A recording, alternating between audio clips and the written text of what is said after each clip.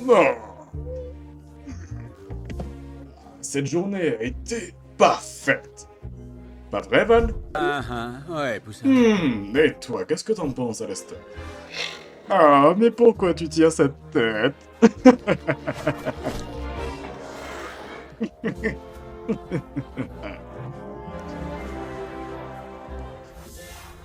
On n'est pas bien, là.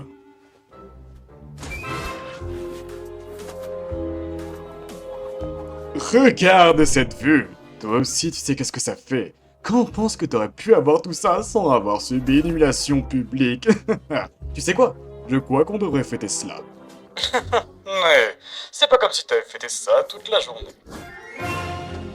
Whisky, gin, je peux te faire venir un Scarwack si tu veux. Tu sais, ça fait quasiment 70 ans que j'attends ce moment. Mais j'ai une question. Qu'est-ce que notre chère princesse et son hôtel miteux est si extraordinaire pour que le démon de la radio abandonne le peu de dignité qui lui reste dans le but de la protéger? Et aussi, comment un type qui vit dans les années 30 a atterri en enfer et est devenu, sans qu'on le sache comment, l'un des seigneurs suprêmes les plus puissants de tous? Raconte-moi ton secret. Non, notre marché impliqué que je viens ton prisonnier. Je ne suis pas tenu de dire quoi que ce soit. C'est une blague? D'habitude t'adores te la ramener à longueur du temps. Mais jouer les petits morveux, c'est un peu ton truc, j'ai l'impression, hein? Ça serait rien sans tes deux acolytes. Attends, de quoi tu parles? Tu n'as pas changé la poêle finalement. Tu dépends toujours des autres, tu ne sais pas faire autrement. Tu cherches en permanence quelqu'un qui puisse combler ton incessant. Mais en fait, je crois que je préfère quand tu ne dis rien. Quel est le problème? Tu n'aimes pas qu'on te rappelle à quel point tu avais constamment besoin d'attention. À l'époque, toi et moi, tu es presque des égaux. Bien plus que je n'aurais pu imaginer en arrivant ici. Tu avais des idées correctes. Tu étendais ton pouvoir et j'étais même presque impressionné. J'avais du respect envers toi. Mais ensuite, tu as tout fichu en l'air. Quoi que tu me considérais comme... C'était quoi déjà? Une source d'inspiration.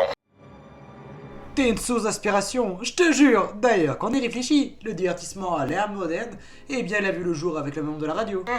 Non, je te bassine un peu trop avec mes compliments. C'est possible. Bon, écoute alors, je vais aller franco. Ça fait plusieurs années qu'on est proches. Les gens nous connaissent. Ils adorent le duo.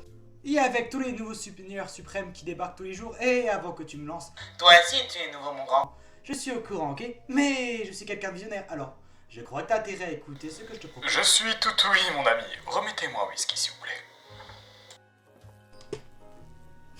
Alors voilà, j'ai beaucoup réfléchi à la store. Et je me suis dit qu'avec ton pouvoir redoutable et mon incommensurable influence, tous deux nous pourrons devenir imbattables. La radio et la vidéo. Toi et moi, on régnerait sur l'enfer. Ensemble, on devrait s'associer.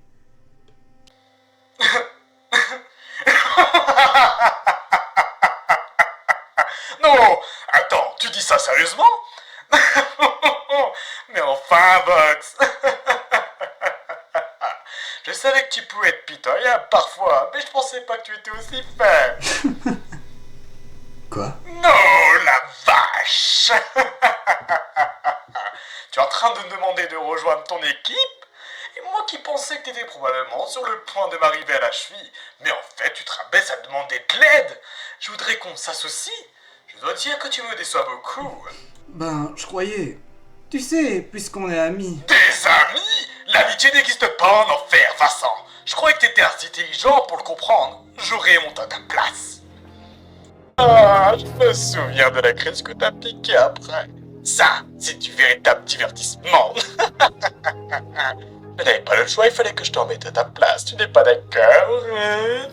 Et aujourd'hui, tu me tiens ta botte. Pourtant, tu as toujours besoin des autres pour asseoir ton pouvoir, comme ça a toujours été le cas.